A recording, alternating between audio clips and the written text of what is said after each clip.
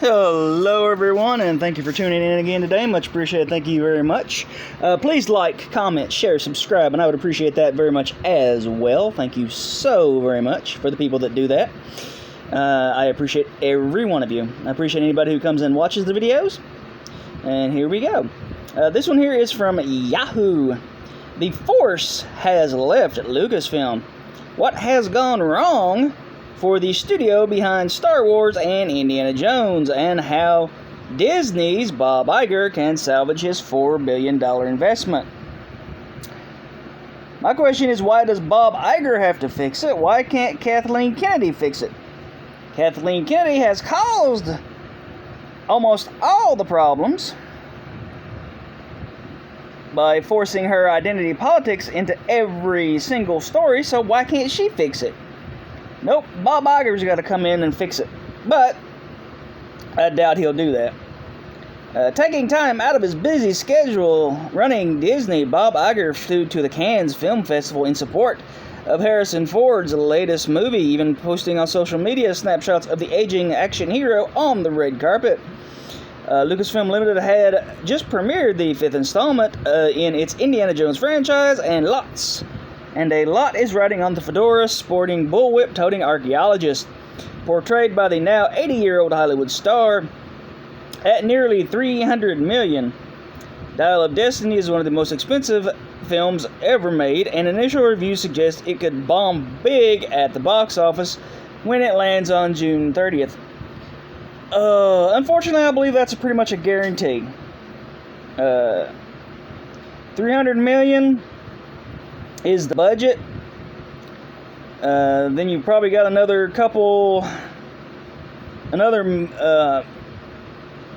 million or so, a few million more just for advertising, and other things like that. So yeah. So in order for this to make a profit, it's gonna have to pull in. Let's just say the budget is $300 million.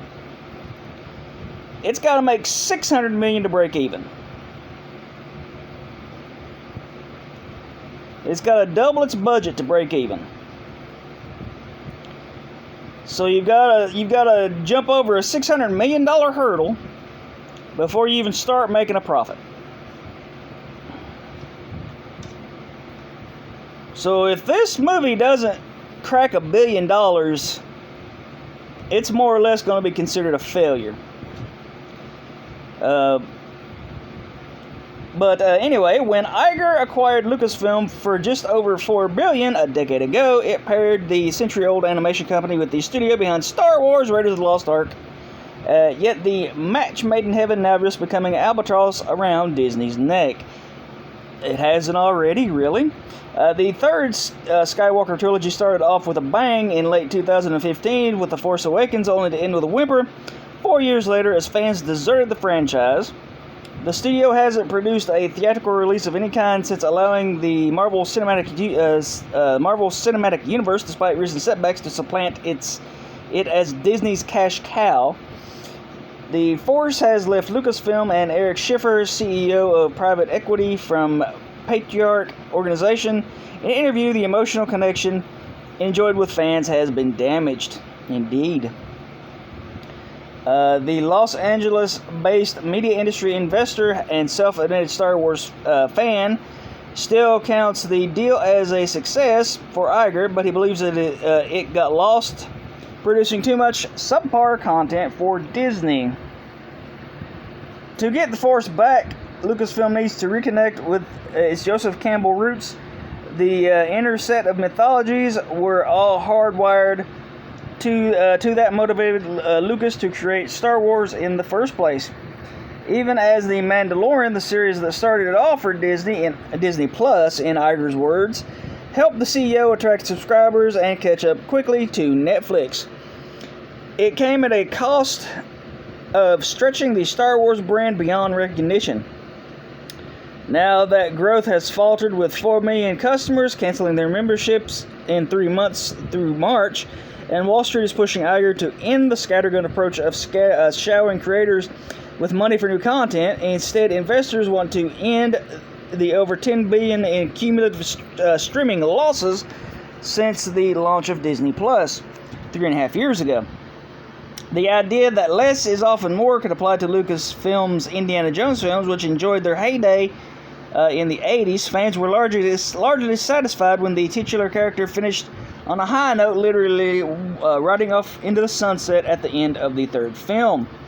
So when Kingdom of the Crystal Skull was released 15 years ago, the spectacle of seeing an aging Ford emerge unscathed from a nuclear blast by hiding in a refrigerator left no one asking for more. But they will get a sequel nonetheless when Dial of Destiny swings into theaters a full 42 years after the first installment, factoring in marketing and distribution costs, including the cinema's cut of receipts. It will likely have to pull in around $800 million at the box office just to break even. There you go. So if the movie doesn't pull in at least $1 billion, they're probably going to consider this a failure.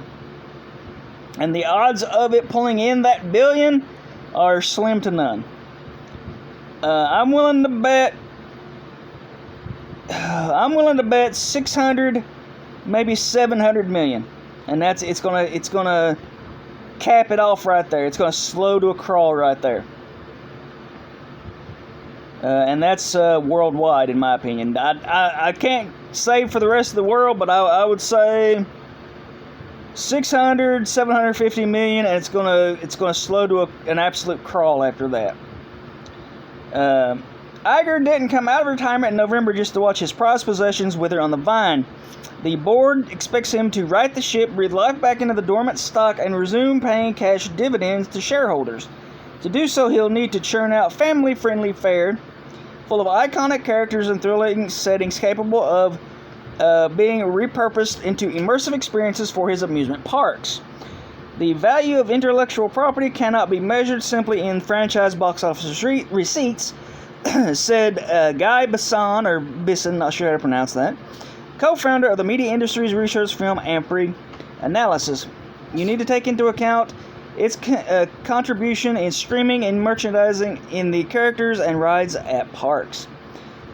For example, Disney Finance Chief Christine McCarthy explained to investors something seemingly mundane as refreshments can squeeze more revenue out of each Disney World visitor if they can be turned into a Star Wars theme experience. But Lucasfilm, which did not respond to Fortune's request for comment, knows it's running out of excuses now that the movie based on a Nintendo video game but proved you can still rake in over $1 billion post-pandemic. That would be Super Mario Brothers. Post-pandemic, as long as you have the right concept. For this very reason, Iger notably started off his fiscal Q2 earning call this month by congratulating Universal for the success of Super Mario Brothers. It gives us a reason to be optimistic about the movie business. Yeah, maybe not so much. Like I said, $600, $750 million worldwide for the Indiana Jones movie, maybe, if they're lucky. I doubt very seriously it'll crack $1 billion. It'll surprise me if it does. As far as the Star Wars movies go, yeah, they turned around and they burnt that bridge. They pretty much took a flamethrower to that bridge. They have destroyed any goodwill that they have had with the fans. So, yeah, I pretty much think that unless something drastic happens, as in replacing certain people who are injecting their own political views into their stories, which nobody really wants to see. They want to be entertained. They want entertainment. They don't want edutainment. They don't want to be educated while they're being entertained. They just want to be entertained. So unless something happens to right that wrong that's been going on for so long, I honestly don't think that Lucasfilm is going to do anything good or worthy for quite a while.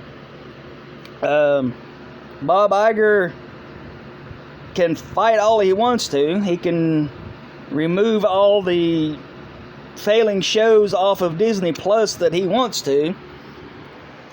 The ship is not going to be righted until certain factions are removed from Disney, Lucasfilm, until you get the people out of the place that are destroying the place. Nothing's going to change. And that's just the way it's going to be, unfortunately. So, that's just my opinion, but tell me what you think in the comments down below. I would appreciate that very much as well. Again, please like, comment, share, subscribe. I appreciate anybody who does that. Appreciate anybody who takes the time to watch the videos. And please have a great day. I'll see you on the next one. Bye for now.